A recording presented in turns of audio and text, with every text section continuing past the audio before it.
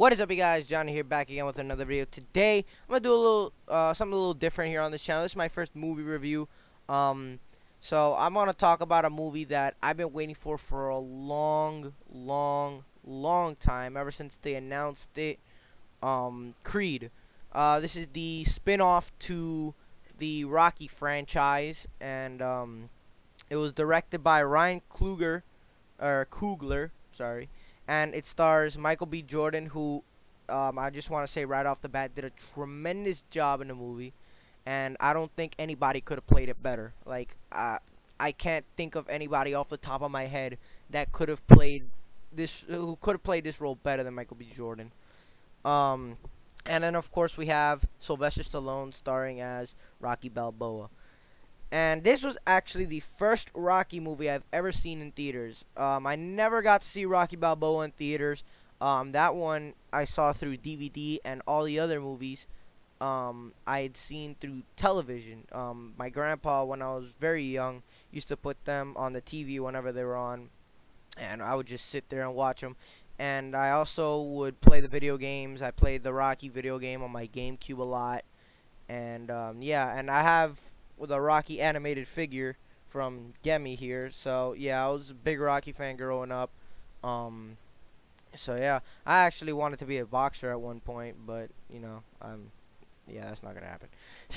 So yeah, let's get into this. I'm gonna read you the summary, and then we'll go in depth into what happens in the movie. Before I do go on, I just want to say this video does contain spoilers, and I do well, I go in depth into the movie, so plot spoiler too. So if you guys haven't seen Creed and want to watch Creed and don't want me to spoil it for you, click away from this video now. Go watch one of my other Rocky videos on my channel. I did a Rocky documentary back in 2013, so go ahead, watch that. Watch Creed, come back here, and then you could get my thoughts on it. But if you're not planning to watch this movie, if you just want, like, you know, if you just want to know what happens for me, then keep watching then. Alright, so let me read you this summary right here.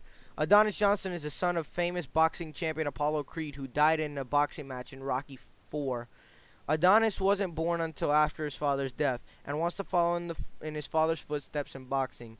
He seeks a mentor who is the former heavyweight boxing champion and former friend of Apollo Creed, the retired Rocky Balboa. Rocky eventually agrees to mentor Adonis. With Rocky's help, they hope to get a title job and face even deadlier opponents than his father. But whether he is a true fighter remains to be seen. And no, I did not write this. I got this off IMDb. So yeah, this movie is basically Adonis is trying to make a name for himself, really, and you know, at first he doesn't want to use the name Creed, and we'll get to that in a sec, but yeah, he's basically trying to be his father, in a sense, you know, because obviously in Rocky IV, if some of you are not familiar with the series, Rocky IV, Apollo dies in a boxing match. He gets killed by Ivan Drago, because as the Russian trainer in Rocky IV said, getting punched by Drago is like getting hit by a train. And like Rocky did not throw in the towel during the match, and they just, you know, they just ended it. And so yeah, let's just get into this review. I'm gonna be going through the major scenes and giving my thoughts on the scenes, or you know, whenever something comes up that I have something to say about, I will say it. In the opening scene, it starts off in a juvenile correctional center in Los Angeles, and it's 1998. And a fight breaks out between a young Adonis, and this other guy who said something about his mom, who had passed away. And they pulled him away and then they put him in solitary confinement. And this woman comes in to his cell, and he thinks it's another social worker because he's been in and out of group homes, and it turns out to be his mother, not his biological mother, but the wife of Apollo Creed. And she goes and takes him in. You know, she takes him home. Now, here's one thing I gotta say. Correct me if I'm wrong, but I think in Rocky II, Apollo is seen with kids in his house. I don't remember correctly, but I'm pretty sure he already had kids. I could be wrong. I don't know, but uh, yeah, I don't know. I really I haven't. I need to go back and see Rocky 2, but I'm pretty sure Apollo had kids. And there is one part in the movie that they mention, that it gives the backstory of Adonis, and where he's like how he came to be. So we'll get to that once the time comes. So let's see. Then we go after he talks to her, and she says that I'm the husband of your father. I'm the wife of your father. Um, they cut to Tijuana, Mexico, present day 2015, and he's now fighting. Not I wouldn't say professionally, but he's fighting in Mexico, and he basically knocks the guy out in the matter of seconds. Well, I'm just exaggerating here, but he knocks the guy out really quickly, gets his money, and goes on his way. So then, after they skip to Los Angeles, California, where he's working in an office job. I want to say accountant. It's basically an office job. He's just working at a little cubicle.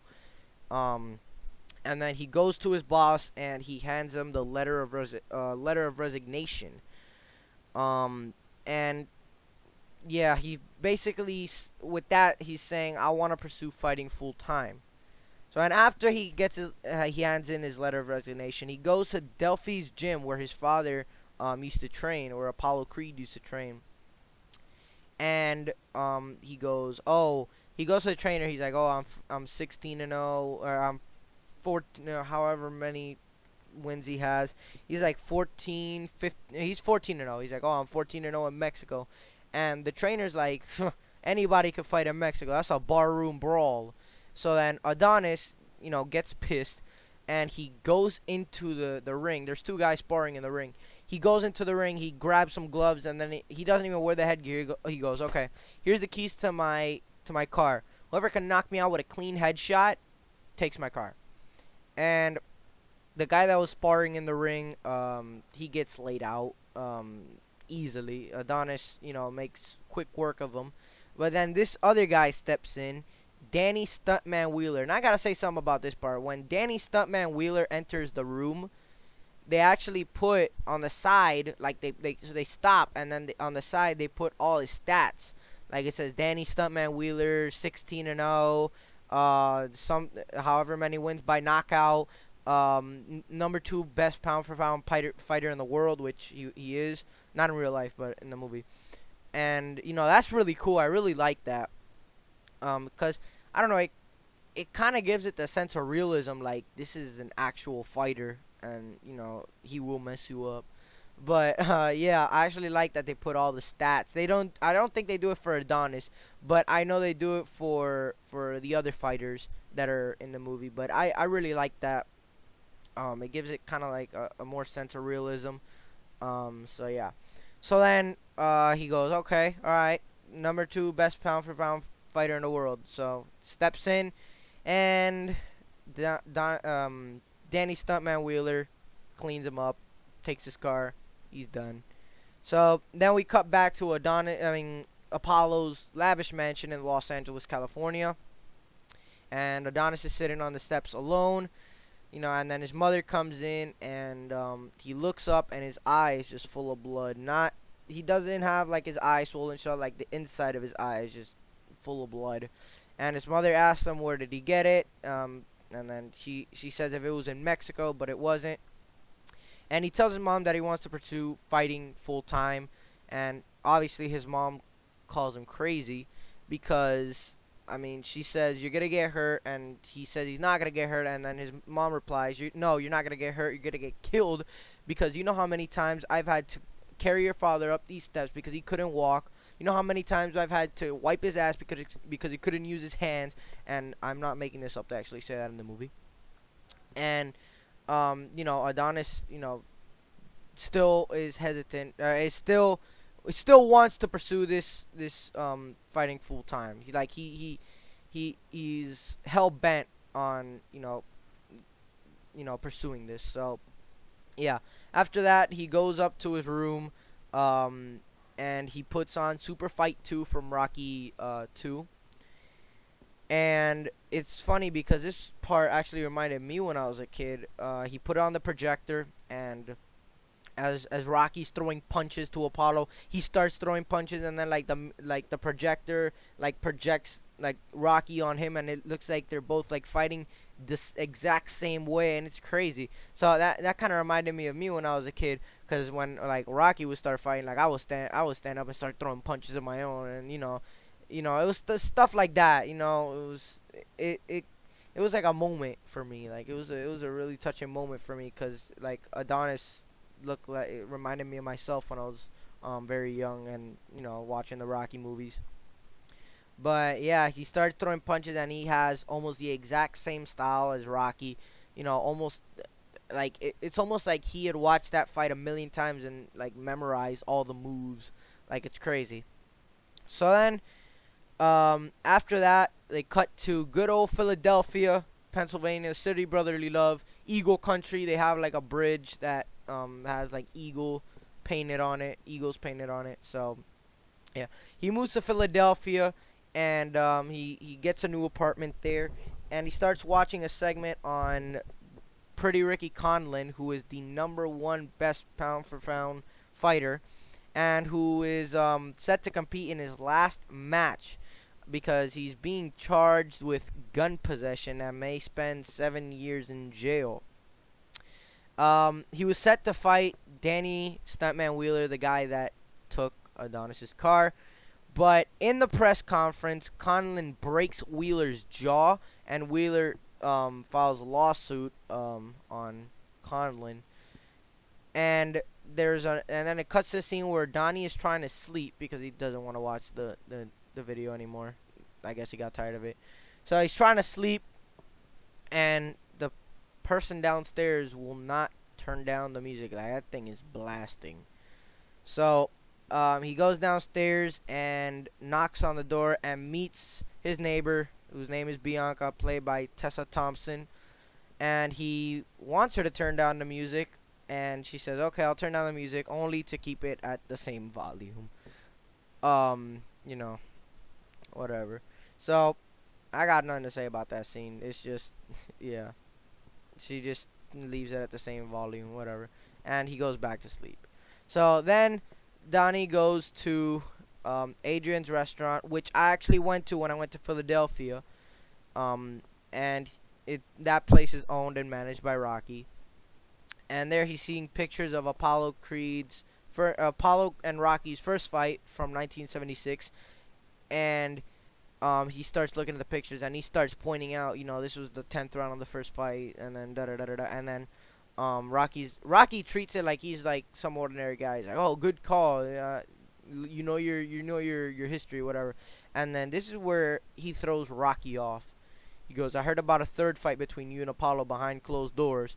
And then Rocky's like, "Oh, how did you know that?" Because, okay, if any of you haven't seen the Rocky movies or haven't seen them in a while, in Rocky 3, when Mickey dies and Rocky loses to Clubber Lang, Apollo talks to him and he goes, "Okay, I'll train you, but you owe me." And at the end of Rocky 3, that thing that he owed him was a third fight, but that third fight was not public. It was in like a dark gym behind closed doors, pretty much.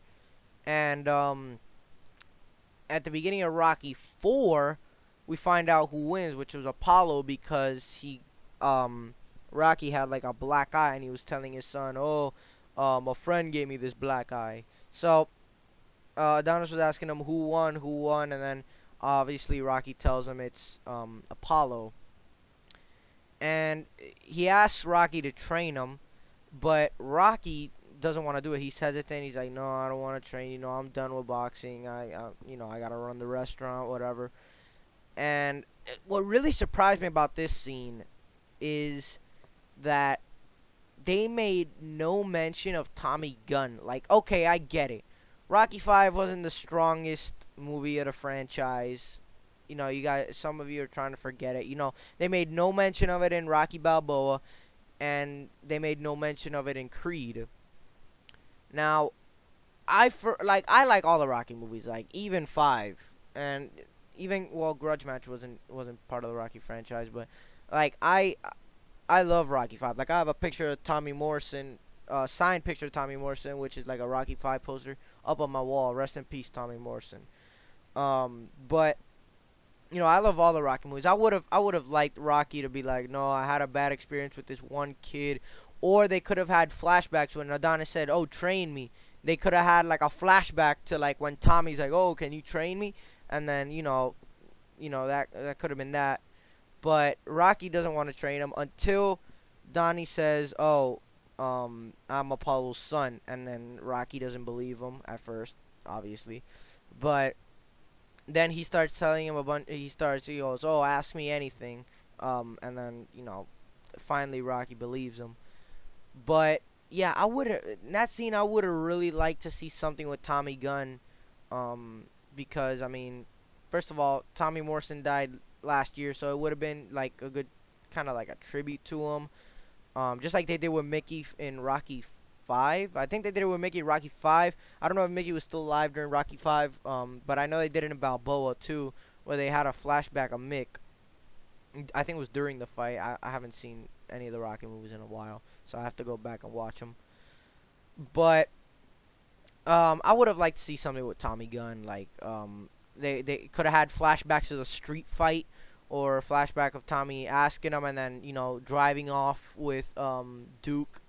But I don't know. That's just me. A lot of people didn't like Rocky 5. I like all the Rocky movies, to be honest with you. I don't think that there's one bad Rocky movie. So let's move on.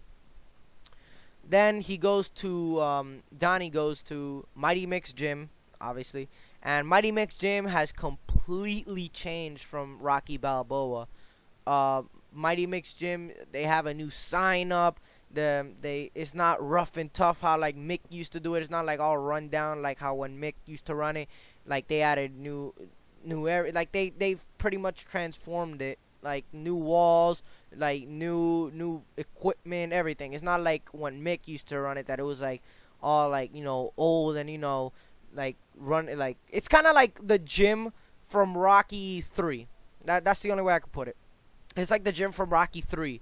That makes like, come on, let's get out of here. Let's go shed some blood, sweat, and tears back in my old gym. It's kind of like that. This is more like the gym's gotten Hollywood. That's all I could put it. So he goes to the gym, operated by Pete Soprino, and he asks where's he from, and he says L.A., and that's where Adonis earns the nickname Hollywood Donnie. And he continued to choose. He chooses to continue seeking Rocky's help, and he also falls in love with Bianca, his neighbor. And after hearing her perform in a nightclub, because he was running through the city and he saw that she was performing in a nightclub, and decided to go see her. And then they both go out for Philly cheesesteaks. I'm surprised they didn't go to Pat's, man. Like for real. Pat and Gino's are like the two most popular cheesesteak place in Philadelphia. You chose a random cheesesteak place? Come on, man. I would have liked to see Pat's King of Steaks makes an appearance, because that's like, I'm telling you guys, if you have not tried a Pat's cheesesteak, you're missing out. Like that's one of the best tasting foods I've ever eaten, man. A Pat's cheesesteak. I don't know about Gino's. I didn't try Gino's, but I only tried Pat's because the Rocky plaque was there from when he was standing there in the movie. So yeah, and one of the funny scenes of Rocky of the movie, when Adonis goes to get Rocky's help, he says, "Okay, if you're not gonna train me, give me a couple drills." So Rocky gives him a few drills, writes them down on paper. It's like, "Oh, you're supposed to do this many jump ropes. Then you're gonna do the heavy bag, speed bag," and then Adonis grabs his phone, takes a picture of it, It gives it back to Rocky, and Rocky's. This was actually it was pretty funny when I heard it in the movie theater. Like everybody in the movie theater started laughing. They got a little chuckle out of it. Um, he hands the paper back to Rocky. He's like, "You're not gonna need the paper," and he goes, "No, I got it on my phone." He's like, "What if that thing falls and breaks?" And he goes, "It's up on the cloud." Then Rocky thinks it's an actual cloud, so he looks up and he's like, "What cloud?" So yeah, I got a little chuckle out of that when I heard it. It just goes to show how out of touch and old Rocky is, and that's not always a bad thing. It's not always a bad thing. So yeah. Then the next scene is Rocky goes to the cemetery, and this is where we find out. Well, it didn't surprise me. Paulie is dead. Um, I mean, it really doesn't come as a surprise to me. Paulie was even in Rocky Balboa, he was drinking. Like he was like, man, he got to chill with that alcohol, and and plus he was already getting pretty old.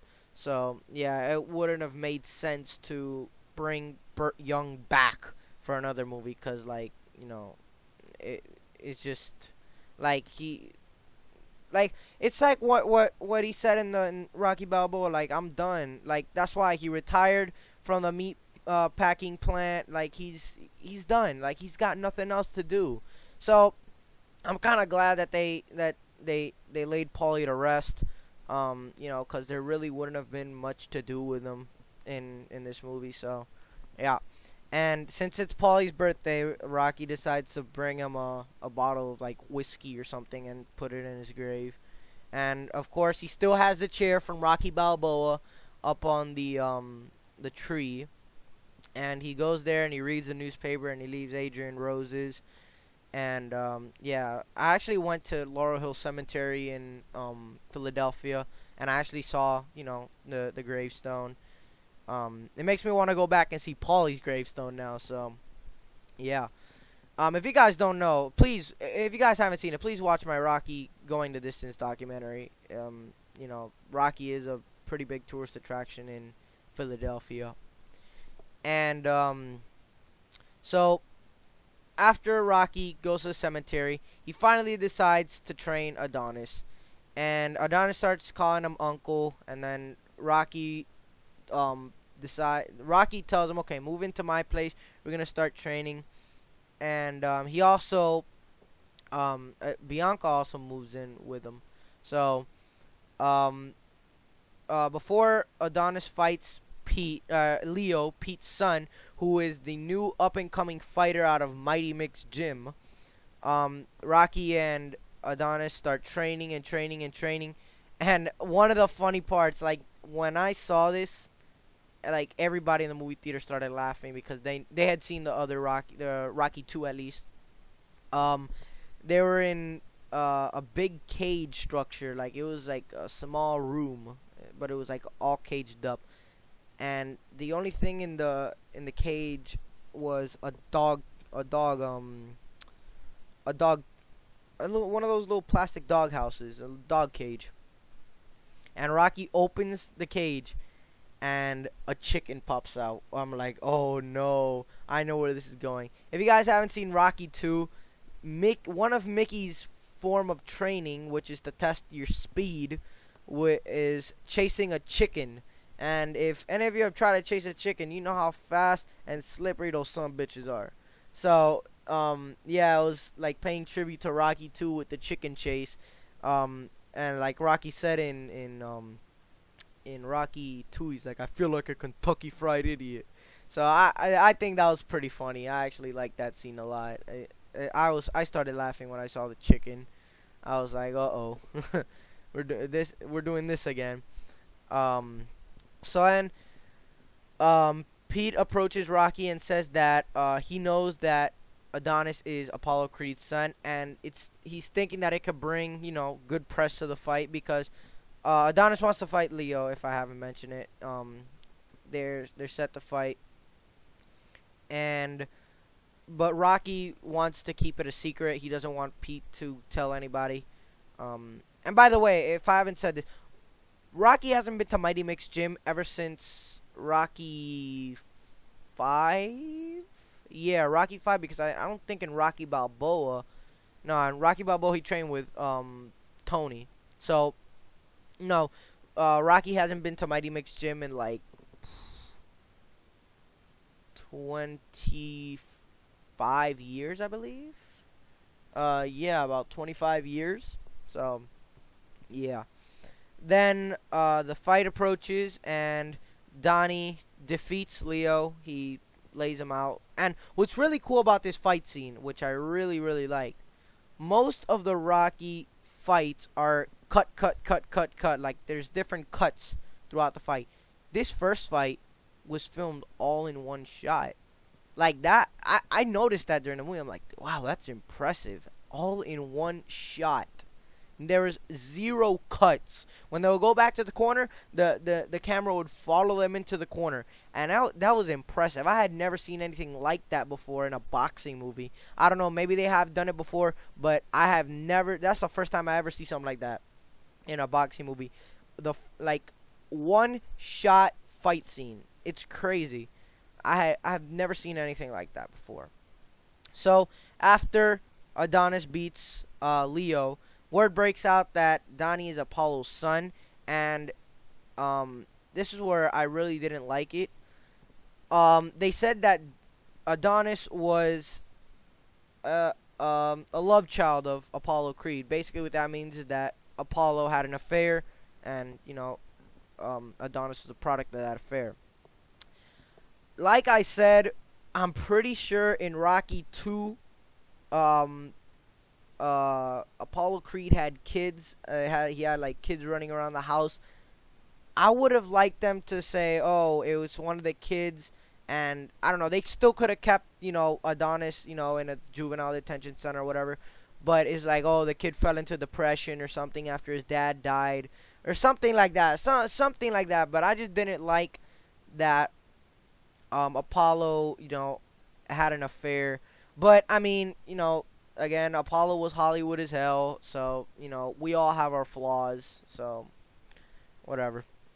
And then they start looking at Adonis differently, and they fear that, Adonis feared that since they found this out, because the family has been keeping it under wraps, that it will hurt Apollo's legacy, because he had an affair. So, yeah.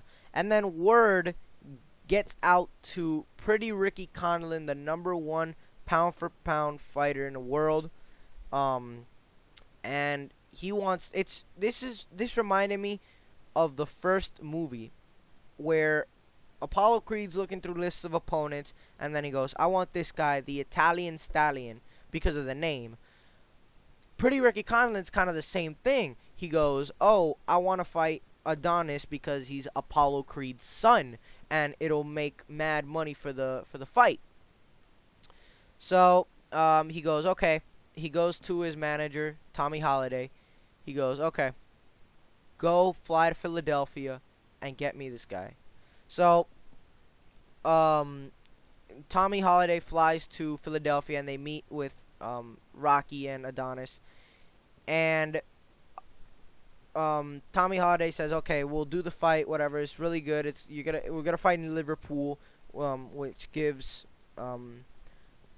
Pretty Ricky Conlon the home court advantage, or home ring advantage, or home venue advantage, whatever. And then he says this: in order to fight this man, in order to fight Pretty Ricky Conlon, you got to change your name to Creed, obviously, so the fight can make more money, because he's 1-0. I mean, if you count the Mexico fights, he's 16-0. So, yeah, nobody's gonna watch like a bum that fights in Mexico. Well, I don't want to say he's a bum, but they don't want to see some random guy who fought in Mexico and only has fought one professional fight, go against the #1 pound-for-pound fighter in the world. So he says, okay, you got to change your name to Creed. You got to change your last name to Creed. So after this, Rocky and Donnie start even more training. They train harder, and then Rocky and Adonis are sparring. Well, I wouldn't say sparring, but Rocky's wearing this protective gear on his stomach, so to take body shots.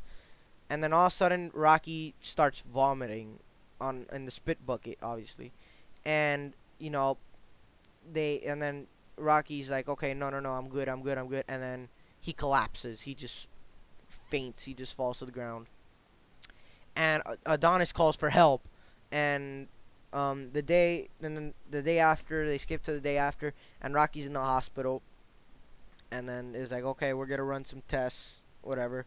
And then later on, Rocky meets with the doctor, and he learns that he has non-Hodgkin's lymphoma, which is a form of cancer. And the doctor said that it's good that they caught it early because they could start chemotherapy really quickly, and he has a chance to recover. But Rocky refuses the chemotherapy because his wife had cancer, and she got chemotherapy, and that did not end too well. Obviously his wife passed, so he refuses to start with the chemotherapy, and then Donnie finds out that Rocky has cancer and that he's not gonna go with the chemotherapy, and he gets very upset about that. And then after, he goes to a nightclub he goes to the electric factory where his girlfriend is performing, and he meets with this guy Tone Trump, and he takes a picture with him. But then he gets really mad when Tone calls him Baby Creed. I mean, he's already upset because of the fact that Rocky didn't tell him that he had cancer, and that he's opting not to take the chemotherapy. So then Donnie, fight breaks out, and Donnie goes to jail, and then Rocky comes to bail him out. And this is the part that Donnie kind of reminded me of Paulie from Rocky 3. Rocky goes to bail him out, and he goes, "No, get your hands off me. You said I wasn't family." And he starts going like on a rant on him. Well, not a rant, but he starts going on a tirade on him. And he goes, "Get your sick hands off me, old man."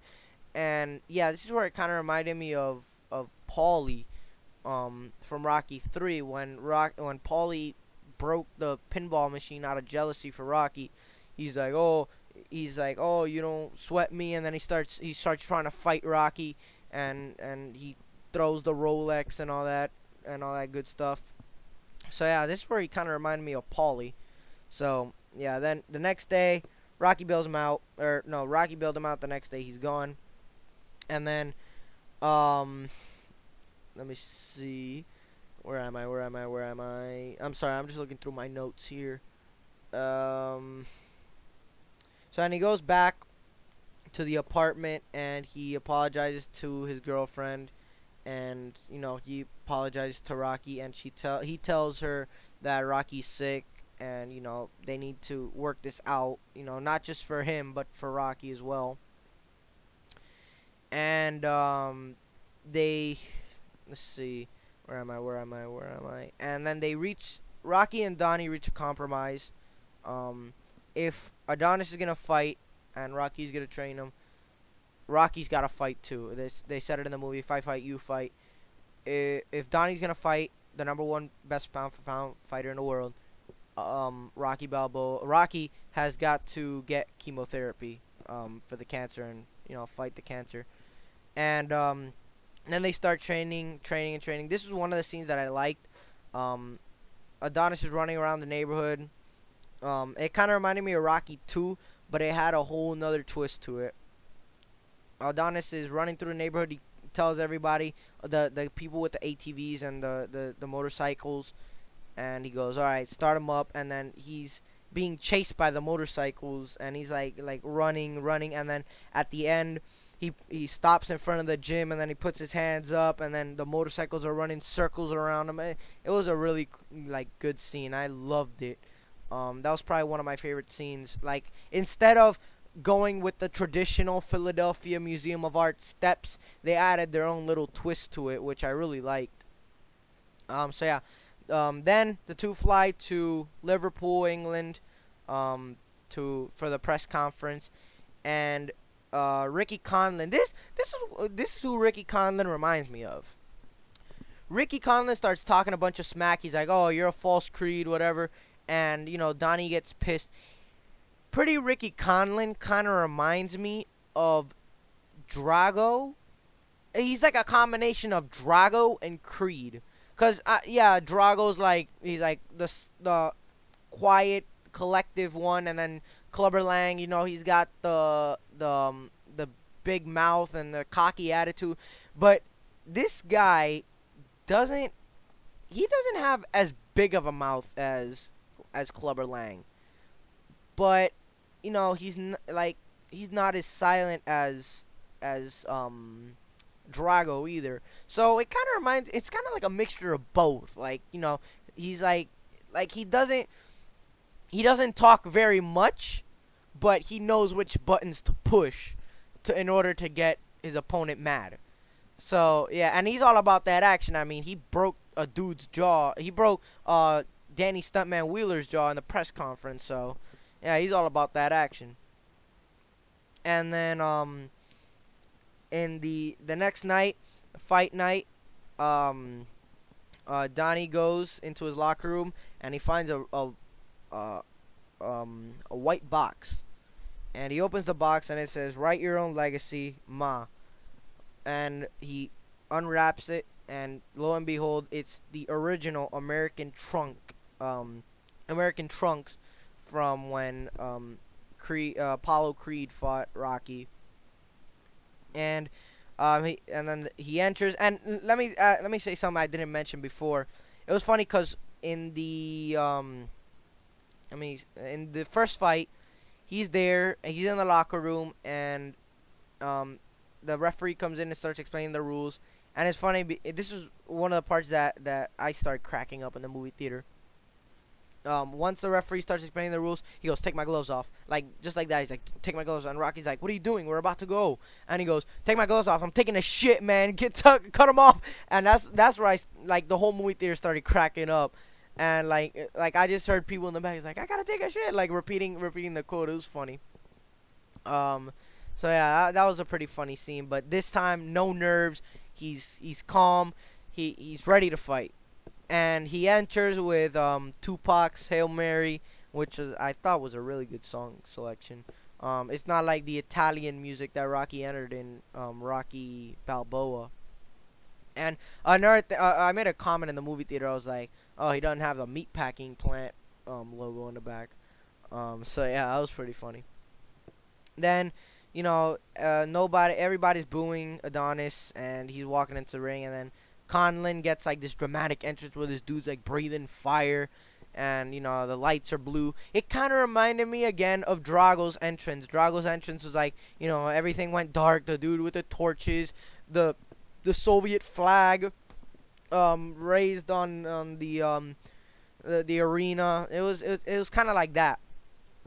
And then the fight commences, and Conlon in the first round cuts Adonis above his eye, and but then Adonis starts like laying some hits, whatever, but nobody, it's not convincing anybody. Like they're like, okay, he's got a few hits, good for you. And then they both go back to the corners, and I really like this is one part that I noticed in the middle of the fight, when after the first round ends, that Adonis goes back to his corner. Rocky has his beanie on, like he has a beanie. I'm telling you right now, to me, I don't know about anybody else, he started to look like Mickey. Yeah, well, Mickey wore the hat because I think he was Jewish, but Rocky had like the little hat on, and he looked like Mick. Like, he started reminding me of Mick, and then he starts like going, "Oh, we gonna knock this son of a bitch out." Like, he started reminding me of Mick, and Mick. That's something Mick would say. It's like, he's not a machine. He's a man. Knock him out. Knock this son of a bitch out. It reminded me so much of Mick. It's not even funny. So, Donnie takes a bunch of hits. He takes hard hits, so much so that his left eye gets completely shut. Again, just like in the original Rocky movie, Rocky's eye gets cut, and then that introduces the famous quote, "Cut me, Mick." So there was no "Cut me, Rocky" in this movie, so don't worry about it. He could still fight because he could still see well. The referee put up the fingers, and he could still see. And then Donnie gets knocked out again, and this time he is out. He's lights out. So yeah, people think that he's done, that he's out, and then he starts having flashbacks, of when he was in Philadelphia, of his dad, fighting, and of his mother, and then he just gains consciousness, right back and gets up, and he knocks out Ricky Conlon right before the bell rang, and Conlon gets back up before the 10 count, and the fight is over, and Conlon remains by split decision. Conlon wins, but Conlon goes to Adonis, and he's like, okay, you fought hard, you fought good, respect, So I kind of like that. It's kind of something that's the kind of thing I like about Rocky opponents. I don't want him to be too super villainish. You feel me? Like, it's kind of like Mason Dixon. He kind of reminded me of Mason Dixon from Rocky Balboa. Yeah, he was like all like he would talk a big game, but like once he got in the ring, and after Rocky took him the distance, like it's like, all right, respect, So yeah, I like that. I wouldn't say that Ricky Conlon is kind of like Mason Dixon because he has a bigger mouth than Mason Dixon, to be honest with you. But yeah, that's pretty much the end of the match. Both pay the respects, and then as Adonis was walking into the locker room, I was like, damn, they didn't do anything with the Philadelphia Museum of Arts. I was waiting for it. All of a sudden, the van pulls up, Rocky's van, because he has a van for his restaurant, and in the background, Aiken's Oval. I'm like, oh man. And then they both start walking up and down the steps, or walking up the steps, I should say. And Rocky, with his, since he's very ill and he's getting old and he can't go no more, he stops in the middle of the thing. He's like, let me catch my breath. And then Adonis is like, no, come on. And he's like egging him on to go. And then at the end, they finally reach the top of the Philadelphia steps and admire the beautiful Philadelphia city view from the top of the steps, and the movie ends. So yeah, great movie. I really, really liked the movie, especially that finish. That finish was great. I love that they finished off in the Philadelphia Museum of Art steps. They didn't show it throughout the whole movie, but they finished it off there. So I really like that. It was actually pretty cool. I went to Philadelphia in 2013, and I made a Rocky documentary. You can check it out on my channel. And it's pretty cool to see now, looking back at a new Rocky movie. It's like, I went to that location, like being able to recognize. They started off with the Rocky statue, and I was like, oh man, I climbed the statue. Well, I didn't really climb the statue, but the statue's like on a pedestal. So I climbed on top of this pedestal. I'm like, damn, I was there.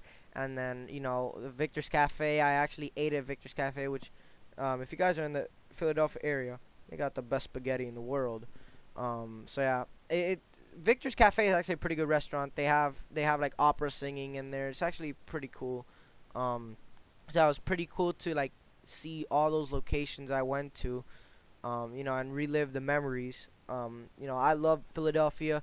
Probably one of the best cities in the United States, and when I tell you that it's a city of brotherly love, like, I can't be any more true than that. Like, people there, they saw me with the camera, and most people, like, they don't want to be, well, I didn't film the people, but most people, they're kind of, like, hesitant about being filmed, and, whatever, and I was filming, I remember, this I remember very, very clearly.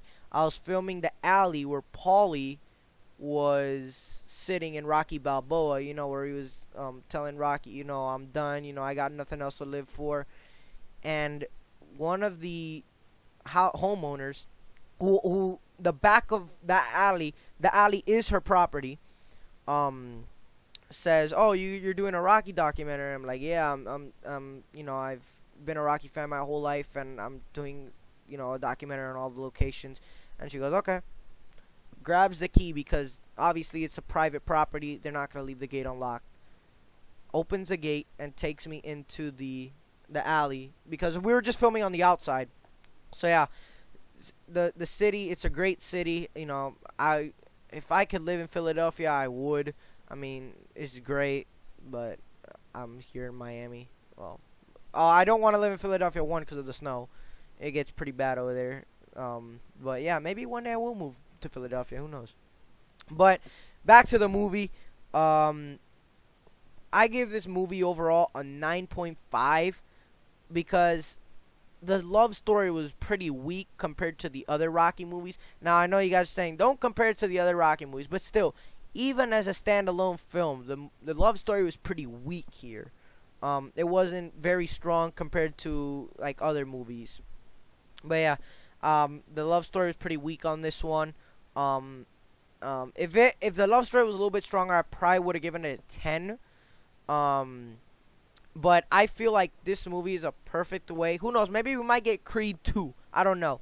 But I feel like this is a perfect way to end the Rocky franchise.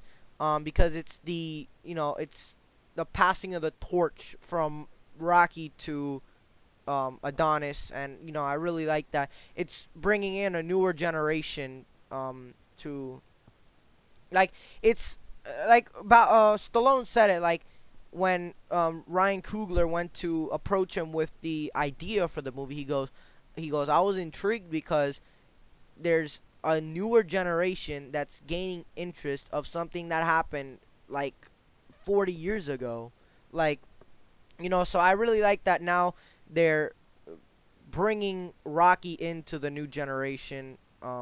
So yeah, this movie is, I don't know if I mentioned in the beginning, but this movie is number 3 right now at the box office. Krampus is number 2 and Hunger Games is number 1. I don't think it's going to pass Hunger Games, but I have heard that the reviews for Krampus are very bad, so it might catch up to Krampus. Krampus is only up on Creed by like 1 million, so I don't know. The cast, Michael B. Jordan couldn't have picked a better main character in this movie. I can't think of anybody that'll do it better. And honestly, I'm glad to see that Michael B. Jordan did good in this film because I don't want to say he did bad, but overall, the Fantastic Four movie this summer was horrible. That was a bomb. So I'm kind of glad to see him redeem himself and erase Fantastic Four from his resume. And Tessa Thompson, really good. The entire cast was really good. Stallone did an excellent job as always. I don't think I've ever seen one bad Stallone movie. But I've only seen the Rocky movie, and Grudge Match, so I can't say. Oh, and I've seen like the Expendables and I've seen Rambo, but those are the good ones. I don't think I've ever seen a bad Stallone movie. Like he does a decent job at acting. And the soundtrack. I want to talk about the soundtrack. I really, really love the soundtrack. Once I got home, I downloaded some of the songs. They added Philadelphia's own Meek Mill on there, which was really cool. They added Future. I think they had Childish Gambino too. So, it's not like the older Rocky movies that it's like. This soundtrack, it's kind of like Rocky 5 when they decided to bring more of a 90s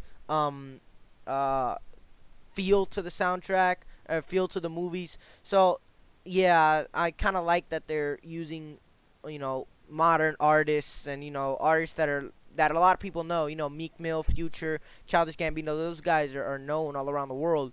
So, I kind of like it. I like it a lot, the soundtrack. I downloaded some of the songs on there.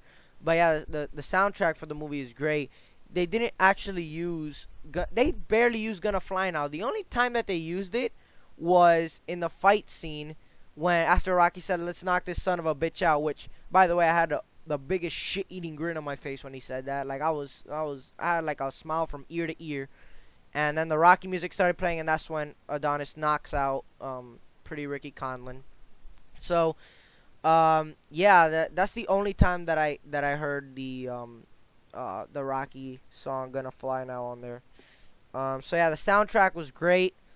Yeah, this movie had me charged coming out of the movie theater. Um, I actually went. I had to go to the bathroom because I had down like a big ass water bottle. Like it wasn't like a normal size water bottle. It was like pretty big because I had bought like a decent sized popcorn bag. So I figured, it's gonna make me thirsty eventually. So, um, when I was when I was going to the bathroom, I was like, damn, I really don't want to go to the bathroom. I don't want to miss a single second of this movie. And, um, I sprinted to the bathroom, like, dead ass. Like, I sprinted. And then there's like a whole flight of steps to get back into the movie theater. I jumped the whole steps. Like, I jumped up and I cleared all the steps. The people in the concession stand were looking at me with amazement, and then they figured out, I was like, oh, he's watching Creed. That's why he's so charged up. So yeah, the verdict my final verdict for this movie. If you guys want to see a movie, and this is one of those movies that will move you, like that will change you. If you want to, it's really a good movie to watch in any occasion. If you want to go see it with your girl, I was supposed to go with a girl, but it fell through, so I went myself. My parents, I actually went with my parents, but they went to go see Spectre, which I like James Bond, but it's I think it's pretty much the same thing. Like he has a mission and he goes to do it, and then it just shows what he encounters along the way. But I love James Bond. I love all the James Bond movies. I'd take Creed over James Bond any day. So yeah, if this movie will, after you watch this movie, it'll make you feel like you can conquer anything. Like if you like, it makes you feel like physically and mentally, it makes you feel like you could do anything. So this is a great movie to go watch with family, your girl. It's an excellent movie. I highly recommend it. And I'm saying it right now. If this movie doesn't win Best Picture, then the Academy is fried. The Academy is crazy. This movie deserves Picture of the Year, Best Picture. And I really hope it does. This is probably one of the first times I'll watch the Oscars, so I can see this movie get Best Picture. But yeah, it's a great movie. Stallone, Coogler, Jordan did a great job. So yeah, thank you guys so much if you stuck till the end. I'll see you guys on the next one. Yo, Adrian, we did it!